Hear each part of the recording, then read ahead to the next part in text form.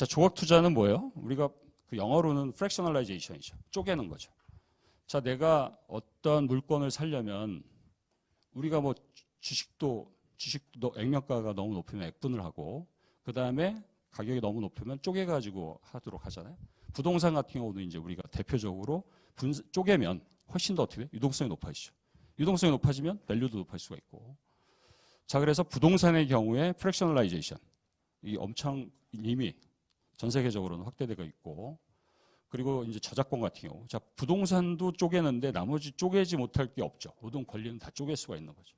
그래서 조각 투자라는 우리는 이제 조각 투자라고 번역을 하는데, 처음에 이제 이거를 카사코리아가 들고 왔고, 현재는 샌드박스로 2개 더 들어왔고, 특구해서 부산 쪽 규제 특구로 해서 한 군데가 들어와서 4개가 지금 이걸 하고 있는데, 자, 이거를 어떻게 돼요? 중소형 상업용 건물. 자, 부동산 중에서 유동성이 떨어지는 대표적인 게 바로 뭐예요? 이 중소형 상업용 부동산. 대형 부동산 오피스는 어떻게 돼요? 뭐 여러 가지 방식으로 해서 유동할 수도 있고 거래도 되고 하는데, 중소형 상업용 부동산 대표적 유동성이 떨어진다. 이걸 쪼개면 유동성이 높아지고 그 다음에 건물주가 될 수 있다. 뭐 여러 가지 뭐 등장하는데, 그래서 중소형 상업용 건물에 한해서 이거를 이제 허용해 준 건데, 어떤 방식이냐면, 자, 건물주가 신탁회사한테 자기 거를 넘기죠. 처분 신탁을 하고, 처분 신탁을 하면 신탁회사는 자, 처분 신탁에 근거해서 수익증권을 발행하는, 유동하는 거죠. 자, 부동산 신탁 수익증권을 발행해서 그거를 디지털 방식으로 하죠. 그래서 우리가 DEPS라고, 디지털 ABS라고 하는 것들을 발행하고 블록체인 기반으로 해서 유통을 하는 거죠. 투자자는 거기 가서 이게 100억짜리다 그러면 100억이 없어도 1억, 또 여기 보면 한도가 있습니다. 2천만 원, 4천만 원 한도인데, 자, 1,000만 원 가지고 그 건물을 내가 그 지분만큼을 소유하는 방식이 되는 거고, 나중에 여기서 이제 임대료를 기반으로 해서 뭘 받아요? 배당을 받죠. 그 다음에 이게 만약에 매매 차익이 일어나면 캐피탈 게인도 받죠. 중간에서 그 플랫폼 사업자도 역시 그것들을 다 가깝니다. 여기 보시면 플랫폼 사업자는 부동산 매입할 때, 뎁스 발행할 때, 거래할 때, 배당 받을 때,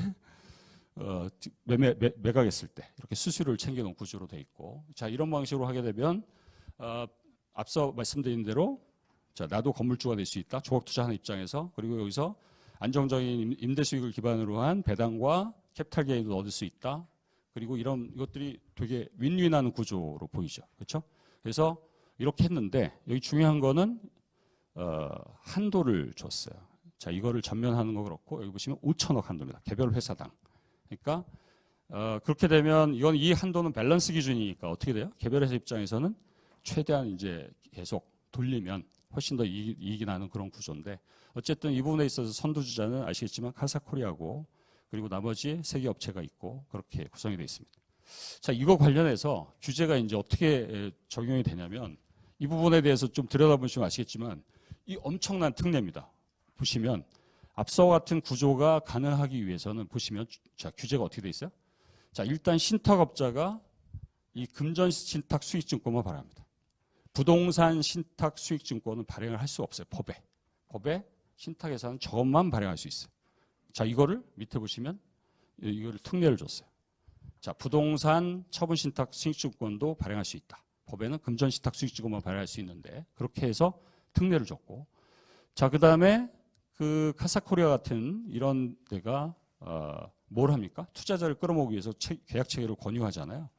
그 과정에서 신탁회사가 아닌 자가 계약 체계를 권유한다든지, 투자 중개가 아닌 업자가 이런 매출 중개를 한다든지, 특히 중요한 건 뭐예요?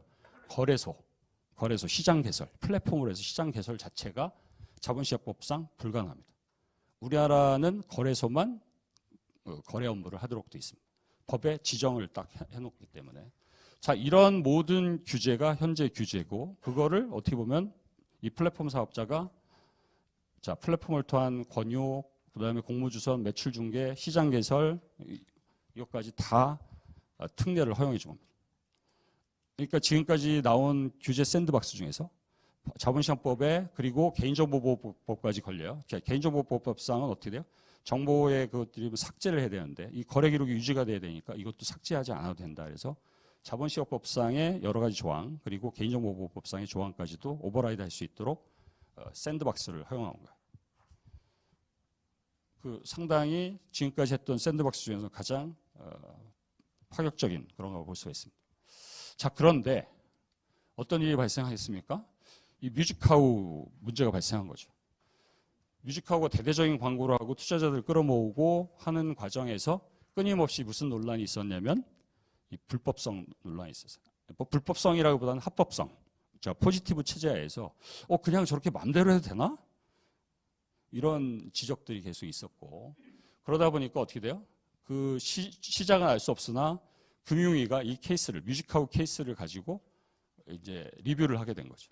자, 이 리뷰를 하고 나서 올해 4월 20일 날 어떻게 돼요? 조치를 내놓습니다.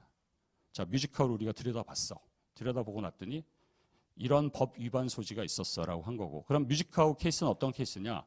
프랙셔널라이제이션, 조각 투자예요. 저작권을 유동한 거죠. 저작권을 유동화해서 다수가 투자하도록 한 거고. 보시면 원래는 어떻게 됩니까? 저작권 원보유자하고 누구하고 관계만 존재했어요? 저작권 협회하고 관계만 존재했던 거예요. 자, 저작권 보유자, 제가 뭐 가수든 작곡가든 뭐 작사자든 협회로부터 자, 저작권을 신탁하고 저작권료를 분배받는 그런 구조였는데 이 둘 사이에 누가 들어가요? 뮤직하우가 들어가는 거죠. 뮤직하우의 자회사인 뮤직하우 에셋이 그 저작권 보유자로부터 저작권을 사들이고 그거를 협회에 신탁한 다음에 거기서 발생한 것들을 다시 플랫폼을 통해서 여러 투자자들로부터 팔고 거래를 시키고 그런 다음에 그 거기서 나온 거를 저작권 원보유자에게 대금을 지급하는 그런 구조로 해서 됐던 거죠. 그러니까 사실은 원리는 부동산이나 뭐 저작권이나 그것이 어떤 권리든 사실은 다 동일한 거라고 볼 수가 있습니다. 근데 거기에 적용되는 법이 이제 앞서 말씀드린 대로 자본시장법이 되는 거고. 자, 이 자본시장법에 있어서 이제 판단을 어떻게 내렸냐면 일단 증권성이 있느냐. 증권성이 있어야 자본시장법의 적용 대상이 되는데 자, 이 저작권 양도, 저작권 유동화 이거는 저작권과 관련된 거는 투자 계약 증권에 해당된다. 그래서 이거는 증권성이 있다. 근데 그러면 증권성이 있는데 그거와 관련된 조치가 여기 보시면 앞서 말씀드린 대로 공모, 매출 중개, 거래 이런 등등에 있어서 어떻게 돼요? 모두 다 허가를 받아야 되는데 그걸 하지 않고 한 거죠. 그렇게 되기 때문에 여기 보시면 자, 증권임에도 불구하고 이거를 자, 포지티브화해서 그 근거가 있는데 그때 허용되지 않았는데 허용되지 않은 업무를 한 거고 그거에 대해서는 어떻게 돼요? 과징금, 과태료 부과 등의 제재 조치를 할 수 있는데 유예를 시켜줬죠. 유예를 시켜주고 그 안에 충족을 해라. 6개월 내에 충족을 하고 다만 현재 서비스는 유지하는데 확대를 하지 마라. 새로운 건 하지 말고 이런 것들을 다 충족했다는 것을 감독원과 증선위에 보고를 하고 그걸 받으면 그 다음에 할 수 있다. 그리고 또 비즈니스 확대할 수 있다. 이렇게 했죠. 그러고 나서 그냥 두면 안 되잖아요. 가이드라인을 만든 거죠. 그래서 가이드라인 어떻게 했냐면 자, 조각 투자 등 신종증권 사업 가이드라인을 만들고 그 가이드라인에 쭉 합니다. 자, 우리가 부동산 살 때 어떻게 합니까? 구분 등기 할 수 있잖아요. 그렇죠? 그리고 그건 내가 향유할 수도 있고 처분할 수도 있잖아요. 근데 그 사이에 누군가 개입이 돼서 하게 되면 그거는 증권성에 해당이 된다라고 보는 겁니다. 그래서 여기 보신 대로 뭐 콘도라든지 부동산이라든지 이런 거를 지분을 나눠가지고 투자하고 그걸 이용하는 것 자체는 증권성이 아니다라고 본 거고 그 사이에 개입이 돼서 그 수익권 또는 이것들 근거로 해서 그걸 배분하고 처분하고 하는 것들은 다 자본시장법에 적용을 받는다. 그럼 자본시장법에 적용을 받으면 그거에 대해서 중개를 하는 것인지 거래를 하는 것인지 운용을 하는 것에 따라서 어떻게 돼요? 그 법에 열거된 투자중개업, 집합투자업, 거래소 허가를 다 받아야 된다라는 겁니다. 자, 현실적으로 이거 받을 수 있어요? 받을 수 없으니까 뭘 해야 됩니까? 앞서 말씀드린 부동산 4개 업체처럼 샌드박스를 받아라. 결국에 샌드박스로 예외를 받아야 되는 거고 샌드박스를 받을 때는 앞으로 우리가 금융당국이 금융위가 이러한 요소를 고려하겠다. 혁신성, 필요성, 투자자 보호체계, 발행시장, 유통시장 분리. 이 체계를 갖춰야 된다. 이 체계를 갖춰야 샌드박스도 해줄 거다. 이렇게 되는 겁니다. 그래서 조각 투자 케이스, 부동산의 경우는 앞서 말씀드린 샌드박스로 했고 저작권 유동화하는 경우는 이 뮤직하우 케이스는 그 샌드박스를 통하지 않았기 때문에 이 규제 체계를 기본적으로 갖춘다는 전제에서 샌드박스를 사실 받아야 되는 걸로 저는 이해를 하고 있고 왜냐하면 이거를 충족할 수가 없어요. 충족할 수가 없기 때문에 받아야 되는 거고 샌드박스로만 조각 투자 케이스가 운영이 될 수밖에 없는 게 현재 상황이라고 볼 수가 있습니다.